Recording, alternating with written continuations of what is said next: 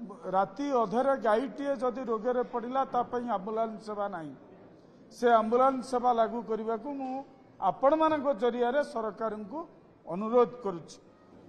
ओडिशा दुग्ध चाषी महासंघर सभापति हिसाब से मु प्रथमे माननीय मुख्यमंत्री एवं माननीय विभागीय मंत्री प्राणी मत्स्य और प्राणी संपद विभाग प्रथमे तांको अभिनंदन जनाऊँगी, धन्यवाद जनाऊँगी, कृतज्ञता जनाऊँगी। दीर्घ 2 वर्ष परे लिटर पिछा 3 टंका सरकार वृद्धि करिसंती, जहा फल 15 लाख दुग्ध चाषी परिवार ओडिशा रे उपकृत होबाको जाउछंती। एहा सरकारंकर रजभेटी कहले अत्युक्ति होबा नाही, किंतु आम संघर्ष एतिकिरे सरी नाही। आमे गत 27 तारिख दिन माननीय मंत्री पाखे जो डिमांड किछि रखिथिलु ता भीतर आउ गोटे कथा रखिथिलु जे जेमते आयुष्मान योजना लोकंग पई लागू होईछि सेमते प्राणी संपद पई एक आयुष्मान योजना मागणा रे चिकित्सा व्यवस्था करा जाऊ, ताहा एपर्यंत बाकी रही।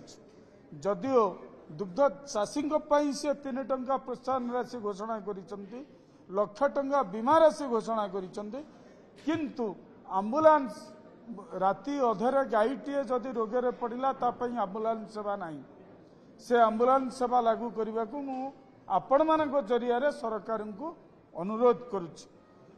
आमर तृतीय दाबी थिला जो ओडिशा रे 1,40,00,000 महिला और शिशु अपपुष्टि और रक्तहीनतार शिकार होउछन।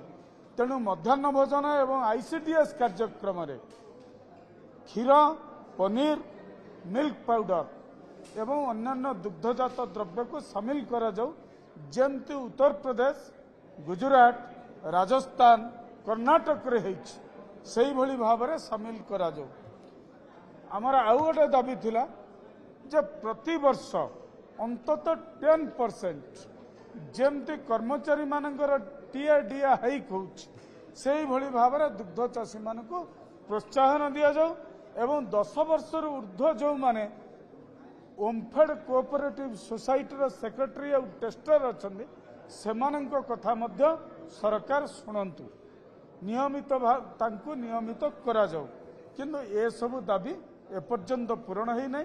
से जाओ माननीय मुख्यमंत्री आज जो घोषणा करिसंती ताकू ओडिशा दुग्ध चाषी महासंघ स्वागत करुच्ची एवं सर्वत भाव में माननीय मंत्री को माननीय मुख्यमंत्री को धन्यवाद जनाऊँगी, कृतज्ञता जनाऊँगी एवं सेथिपाई जो माने परदा आडुआल रे काम करिसंती सेमानक प्रति मध्य ओडिशा दुग्ध चाषी महासंघ कृतज्ञता ज्ञापन करुच्ची।